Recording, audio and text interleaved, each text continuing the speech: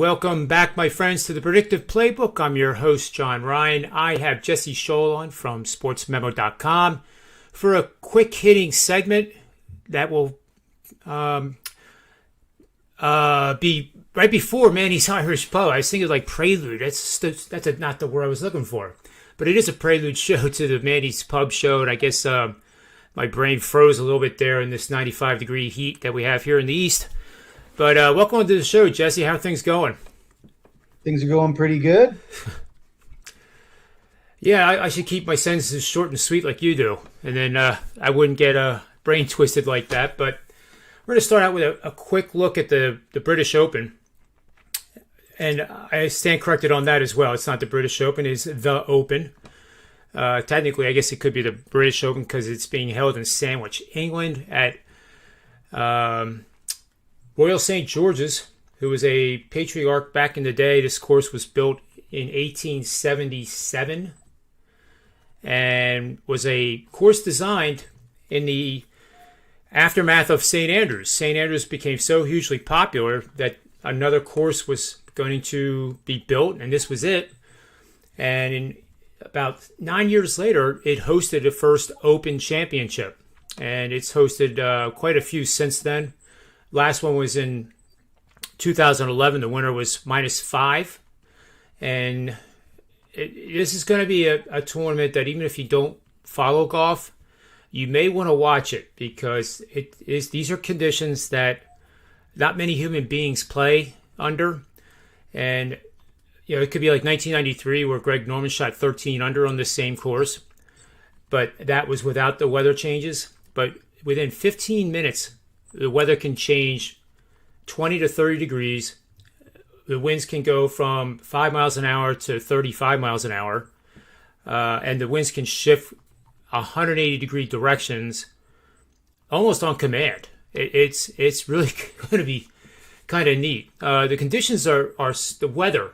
The seasonal weather is so difficult there that there's only one tree on the course that's still alive. So it is a true links-style course. It is wide open, meaning that there's no trees to block the wind.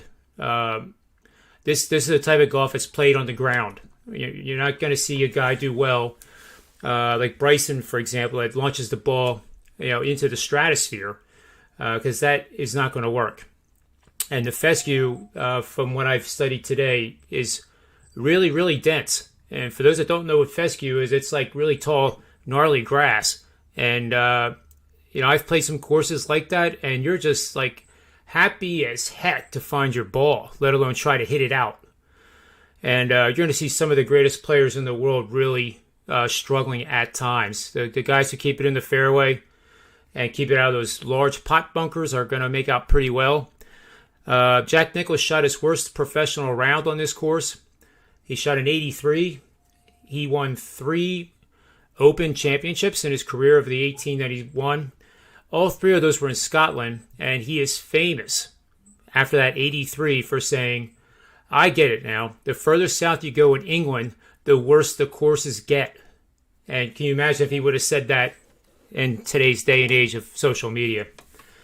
But a guy that's climbing the odds board here, Jesse, is Brooks Koepka. John Rahm was 7 to 1 early this morning. He's still 7 to 1.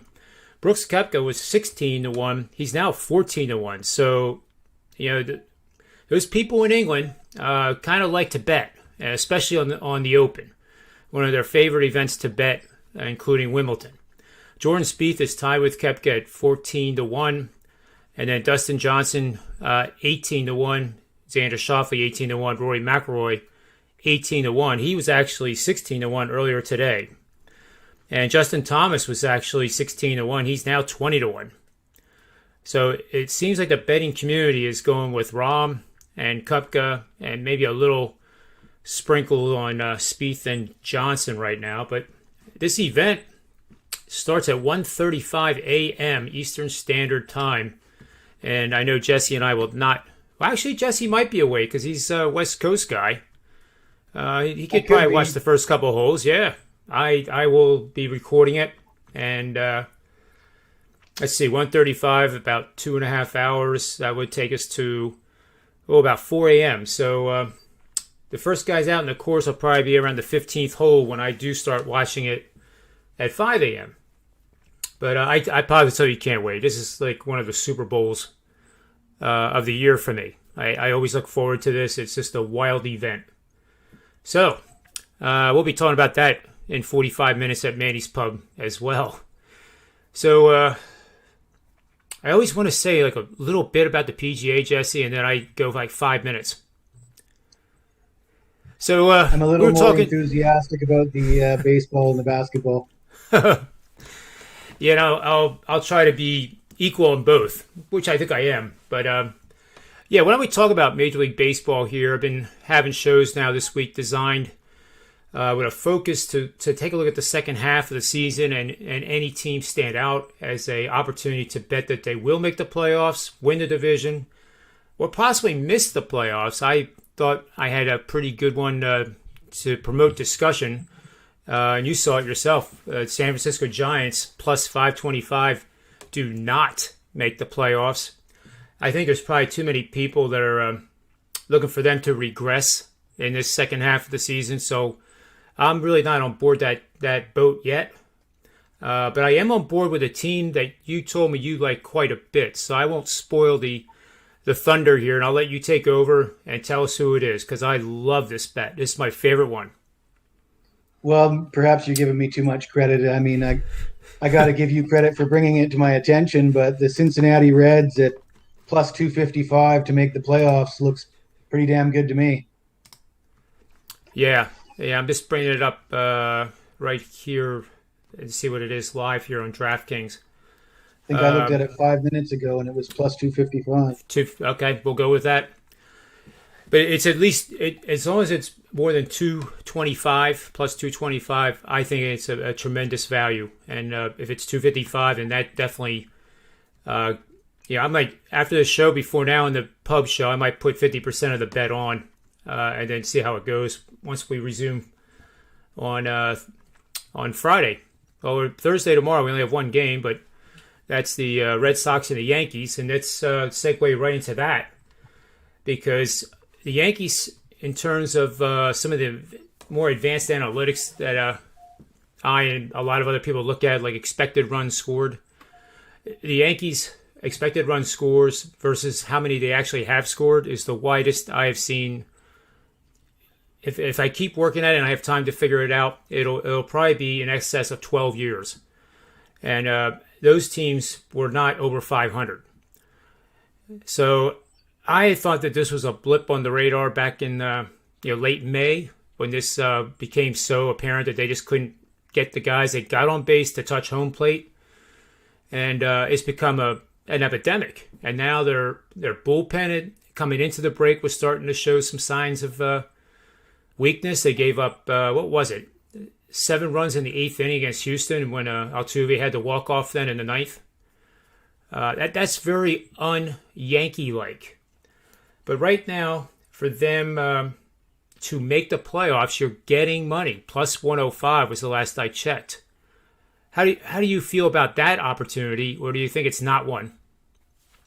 I don't like the Yankees. I had a look at their what they've got going on, and I think more so than their failure to score runs, their pitching staff looks like a disaster to me. I mean, Cole had a couple bad starts in a row, and whether or not he can recapture the magic in the second half remains to be seen. He really struggled after the ban on sticky substances. And when you get beyond Cole, none of the rest of the guys inspire any confidence. They're not expecting Corey Kluber back until September at the earliest. And that's just not a winning rotation moving forward in the AL East, in my opinion, when they got to face teams like the Blue Jays with all those young bats and the Tampa Bay Rays that just win, right? Yeah, I agree with you. I think without Kluber in the rotation, it's putting immense pressure on that bullpen, which was so good in the beginning of the season. And when a bullpen has to average more than 3.5 innings a game, it's not good for. I don't care how good they are. It's going to take its toll over right now we're at 85 games, and we got a long way to go yet. Another 76 to get to 162. So, and I don't see anything on the horizon here at the trade deadline that can help the Yankees either. It's too big a gash, so to speak, to fill. You would need probably 3 starters to come in, or at least 2 starters and another bullpen guy. And how are you going to do that when you already you're limited to a 26-man roster? So I don't like it, and I'll tell you what. I just pulled up the betting, and this was on Sunday night when I looked at it. It was plus 105, and that's when I wanted to put it down for our shows this week. It's now plus 130 that they do make the playoffs, and that's a pretty big jump in just 2 days. So, how about the Phillies? The Phillies were a team much like the Yankees about 6 weeks ago, and now they seem to have righted the ship offensively. They're not a juggernaut by any stretch of the imagination, but they do play in that National League East, with which the Mets are leading.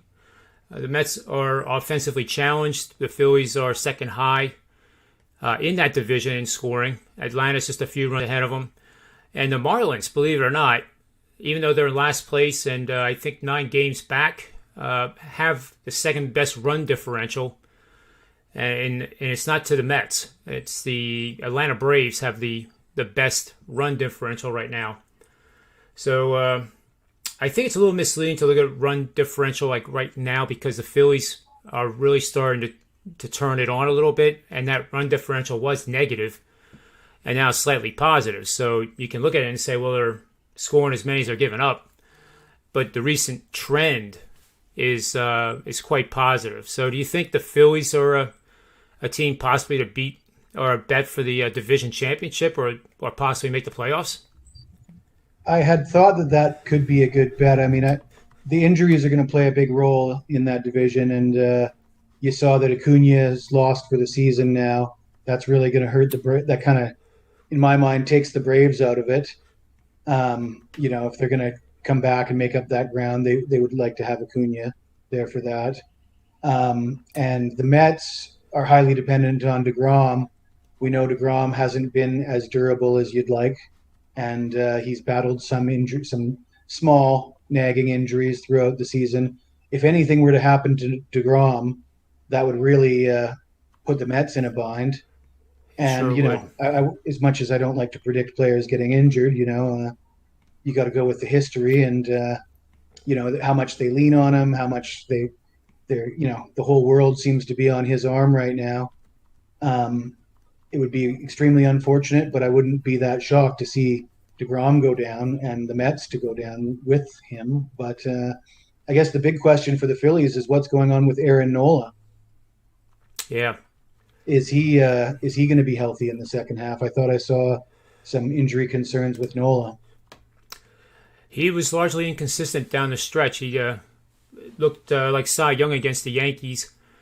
And then I forget who it was. He just absolutely got hammered. Velocity was down. Then the very next start, he was back to what everybody thought was normal. But then the next start after that was horrible. So there's something definitely going on there. I haven't seen any reports out today, but I think you're right. I think that is obviously a key. Zach Wheeler might not be a bad long shot, super pizza money long shot bet to win the Cy Young. And again, I'm like you, Jesse. I don't want to bet I don't want to make a bet that's predicated on an injury. But if DeGrom would get injured and miss a significant part of the second half, who's to say Wheeler wouldn't step in and take the slot? He's pitching probably the most consistent of any Phillies pitcher that they've had since the glory years of 08 and 09. So it's going to be fun to see this race unfold. Is there any other team you want to highlight, or do you want to move on to the NBA Finals? Well, just while you were bringing up the Cy Young there, I was looking at the American League Cy Young because, the National League Cy Young's pretty much locked up as long as DeGrom survives.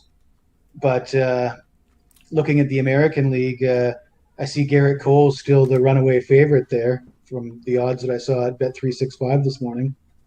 And I mean, I'd be concerned about betting on Cole as the favorite. I mean, I see he leads the AL in strikeouts, but the Yankees are struggling. That last game right before the break, how they gave up those 6 runs in the ninth, bottom of the ninth, to lose that game. I mean, that's got to be heartbreaking. He struggled with the ban on sticky substances. That could open the door for some of these other guys. And one of the guys I had a look at was Lance Lynn, Yep. sub two ERA, 9 wins. I mean, it's not like we haven't heard of Lance Lynn before. He's had some big seasons with St. Louis in the past, and when healthy, Lance Lynn's as good as anybody, and he's having a fantastic season in Chicago. And I could see him stealing the American League Cy Young. They're offering 5-1 on that bet. Yeah, I like of those the three. The other one is Carlos Rodon. He's out 2-1, and then there's a little bit of a jump here to Lance. But to lay money -110 on Garrett Cole, I think is rather foolish, even if he wins. I mean, when you do these bets, you're trying to find value, so that you put together a portfolio of these picks over the course of a season. That portfolio is going to make money. So yeah, it's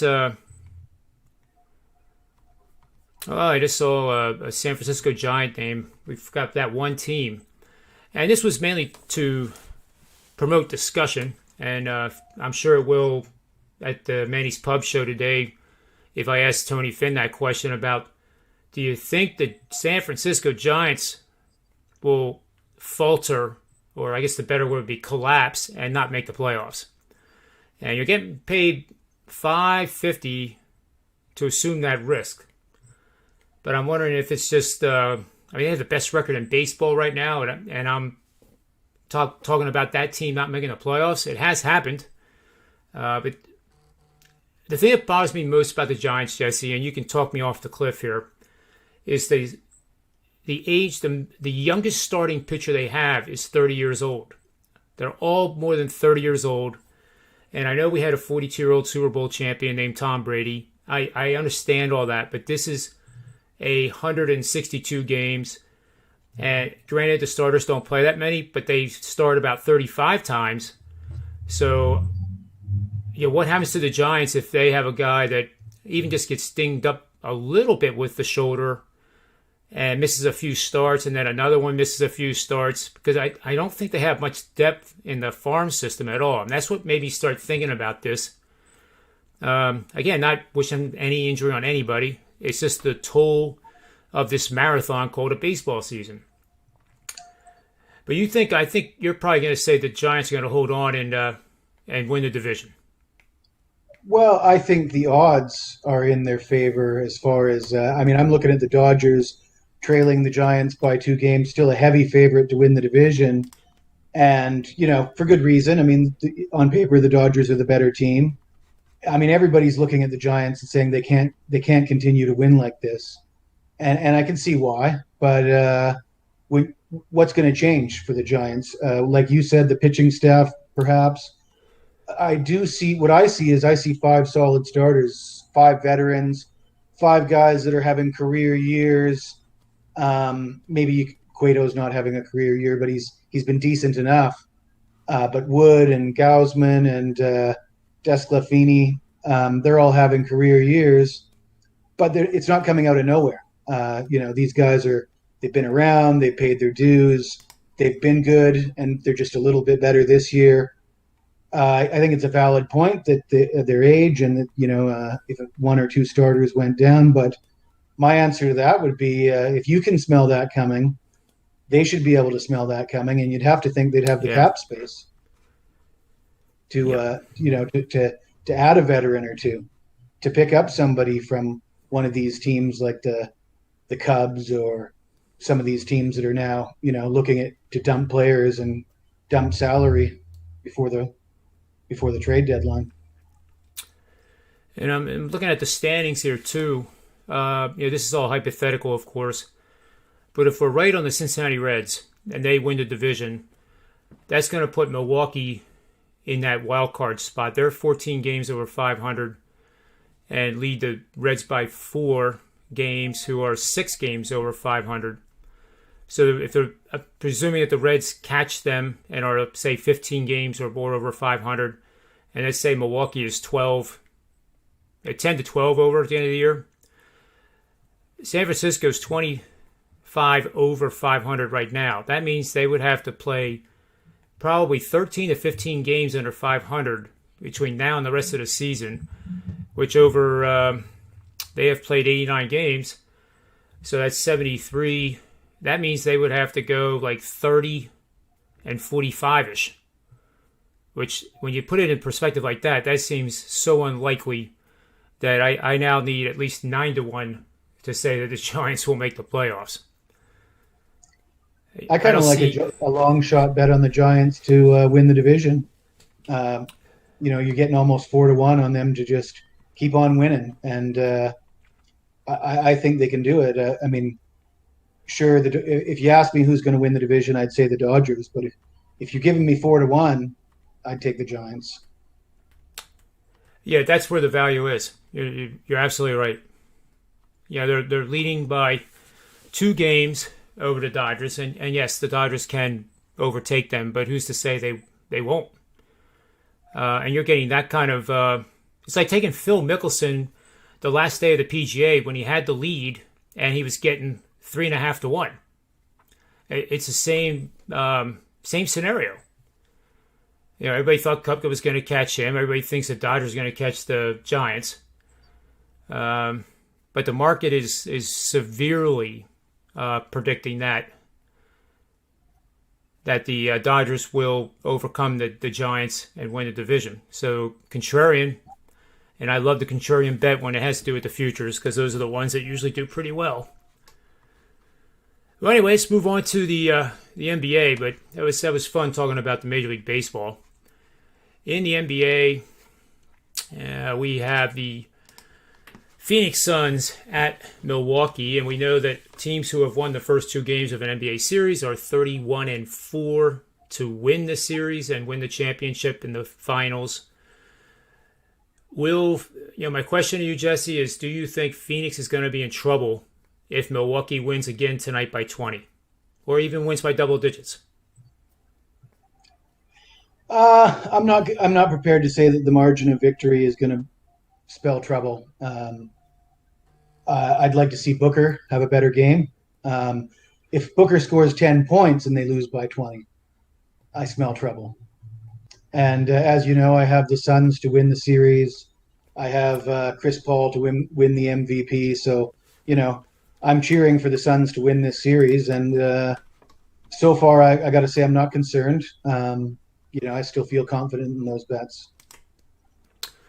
Well, I have one thing to show, and this is a betting system / angle for tonight's game, and it's on the under. And I have already played this at 221. It was 220.5 to be fair, for purposes of this angle.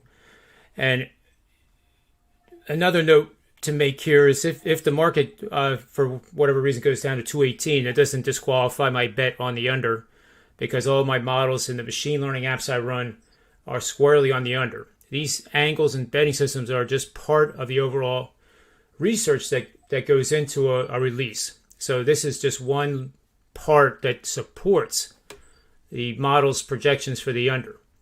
And it goes, you're going to bet under with a rested road team playing their 4th game in the past 10 days, which Phoenix definitely qualifies. The total is at least 220 points, and both teams' wins percentage is 60% or higher in the season. 22-11, 67% last 5 seasons, including playoff games. 9-3 under for just playoff games, that's 75%. And over the last 3 seasons, and I'll tell you why this is important, Jesse, this has gone 5-0. So the reason it's important is 2017 season, we averaged about 106 and change per game for the season. Then all of a sudden there was a 5-point jump to 111 and change 2019 season was the same area. This past year was 112.2. So when you do trends like this, for people that actually do their own out there, you have to make sure that you group the data accordingly. Because I think if memory is right, there's only been 3 playoff games from 2015 on back to the 90s, which, there was barely any more than 4 or 5 teams scoring 100 points a game during that decade. You're not going to find another total in the playoffs of 220 points, not even close. So the whole sample size has been recent. In other words, from 2016 on, and especially these last 3 years.